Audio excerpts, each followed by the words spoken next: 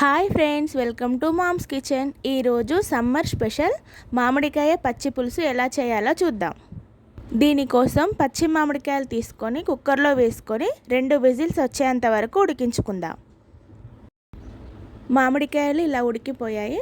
ఇప్పుడు అందులో నుంచి ఒక మామిడికాయ తీసుకొని దాని పొట్టు తీసుకొని స్మాష్ చేసుకొని పెట్టుకుందాం.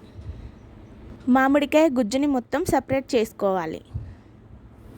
నేను తీసుకున్న మామిడికాయలు చాలా పుల్లగా ఉన్నాయి కాబట్టి ఒక్క మామిడికాయతోనే పచ్చి పులుసు చేస్తున్నాను. మామిడికాయ గుజ్జులోకి కట్ చేసి పెట్టుకున్న ఆనియన్, 1 స్పూన్ కారం, 1 స్పూన్ ఉప్పు, పులుపును బ్యాలెన్స్ చేయడానికి ఒక చిన్న బెల్లం గడ్డ వేస్తున్నాను. పులుపుకి తగినంత వాటర్ యాడ్ చేసుకొని కలుపుకోవాలి. ఇందులోకి పోపును ప్రిపేర్ చేసుకుందాం. ఇప్పుడు స్టవ్ పైన ప్యాన్ పెట్టుకొని అందులో ఆయిల్ వేసుకొని ఆయిల్ హీట్ అయిన తర్వాత ఎండుమిర్చి, జీలకర్ర,